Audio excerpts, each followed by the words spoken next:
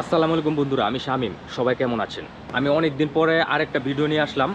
তো আপনারা এর আগে আমি একটা ভিডিও ইউটিউবে আপলোড দিয়েছি। আপনারা সবাই অবশ্যই জানেন যে আমি সৌদি আরব চলে আসছি। আর ওই তখন আর কি কাজ পাই নাই। তো আজকে আমার প্রায় ১ মাস হয়ে গেছে। এখন পর্যন্ত আমি কোনো কাজ পাই নাই। তো ইনশাল্লাহ কাজ হয়ে যাবে। আপনারা সবাই দোয়া করবেন আমার জন্য। যারা সৌদি আরবে নতুন আসবেন বা আসার চিন্তা ভাবনা করছেন তাদের জন্য একটু হলেও ভিডিওটা উপকার হবে। আজকে আমি একটি ইফতারের ভিডিও নিয়ে আসলাম। তো আমি একটি আফগানিস্তান হোটেলে ইফতার করতে আসলাম।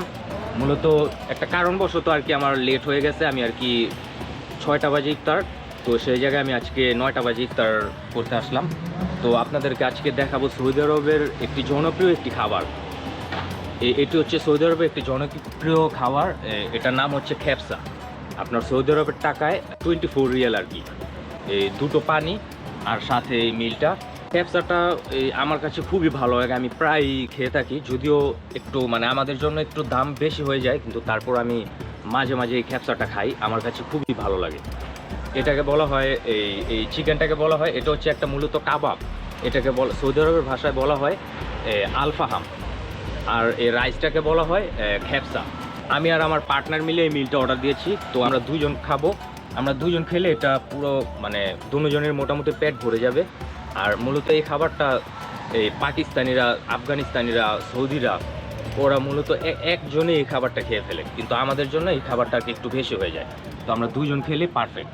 এখন আমি আপনাদের কাজের বিষয়ে কিছু বলতে চাচ্ছি। তো এখানে সৌদি আরবের অবস্থা, আমার অভিজ্ঞতা যা হয়েছে এখানে এসে এই ১ মাসের মধ্যে, এই সৌদি আরবের অবস্থা খুবই খারাপ। মানে যারা নতুনরা যারা আসবেন তাদের জন্য সৌদি আরব আসাটা আমার মনে হয় না ভালো ভালো হবে। না আসাটাই আমি মনে করি বেটার। কারণ মানে যদি আপনি কোনো কাজ না জানেন, আর কাজ জেনে থাকলে কোনো হাতের কাজ, যেমন হাতের কোনো কাজ জেনে থাকলে তাদের জন্য খুবই ভালো। তাদের আমি রিকমেন্ড করব আপনারা আসেন সৌদি আরব। আর যারা কাজ জানেন না তাদের জন্য অনেক কষ্টকর হয়ে যাবে। যেরকম আমি আসছি এই প্রায় ১ মাস যাবৎ হয়ে গেছে, এখন পর্যন্ত কোনো কাজ পাই না। আর যাও কাজ পাই ওই হোটেলে, রেস্টুরেন্টে আপনার ডিউটি খুবই বেশি হয়ে যায়, তারপরে ছুটি নাই, আপনার ১২-১৪ ঘন্টা ডিউটি এরকম হয়ে যায়। আর স্যালারি খুবই কম। হ্যাঁ, স্যালারি খুব বেশি পাওয়া যায় না। আর এই এক সময় মানে আগে সৌদি আরব অবস্থা একটু ভালো ছিল। এখন আমি তো এর আগেও সৌদি আরব ছিলাম, তখন একটু ভালো ছিল। আর এখন সৌদি আরবের অবস্থা খুবই খারাপ। তো যারা নতুনরা আসবেন আপনারা অবশ্যই কাজ শিখে আসেন। কাজ শিখে, আর কাজ জানা না থাকলে আমি মনে করব এখানে না আসাটাই সবচেয়ে বেটার হবে। আর আবার অনেকের ভাগ্য ভালো থাকলে খুব ভালো অবস্থানও হয়।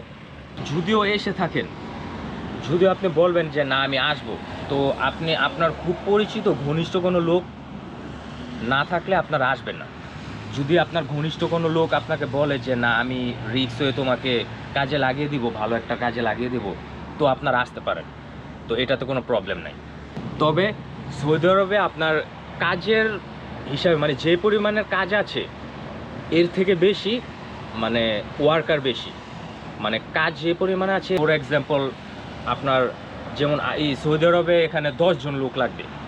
তো এখানে সৌদি আরবের লোক এসে বসে আছে কতজন জানে? আপনার মনে করেন 20 জন, প্রায় 10 জনই বেশি। তো এই জন্য ওনারা মানে সৌদির এখানে সব জায়গাতে স্যালারি কম দেয়, ডিউটি বেশি। হ্যাঁ, কারণ ওরা ভাবে যে একজন গেলে আরও 10 জন সিরিয়াল ধরে থাকে। ওই স্যালারি কম, ওই কম স্যালারিতেই লাগতে চায়। কারণ এই না খেয়ে সবাই থাকে, ভাবে যে যেই টাকায় স্যালারি পায় সেই টাকাই কাজে লাগবে। তারপরে এর মধ্যে আবার এই অনেক জায়গাতে যেমন কোফালা করে না। কোফালা মূলত জিনিসটা কি, মানে বৈধ করে না। হ্যাঁ, মানে আপনাকে কাগজপত্র দিয়ে মানে বৈধ করে আপনার মানে ওই কোম্পানিতে বৈধ করে আপনাকে নিবে না। বেশিরভাগই এরকম হয়, আপনার ফ্রড হয়। যেমন কিছু দালালের মাধ্যমে আপনি কাজে লাগবেন, ওনারা আপনার কাছ থেকে এই বাংলাদেশি টাকায় 30-40 হাজার এরকম টাকা নিবে।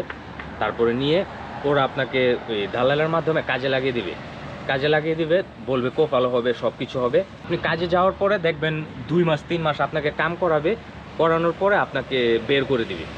মানে আপনি অবৈধ হয়ে যাবেন, আপনাকে কোফালা করবে না।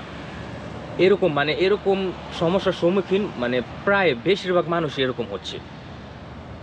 আর আমি বলছি না সবাই, কিন্তু বেশিরভাগ মানুষই কাজ পায়, মানে এই যে কাজে নেয়, নিয়ে 2 মাস 3 মাস কাজ করায়া মানে স্যালারি দেয় না, স্যালারি না দিয়ে বের করে দেয়।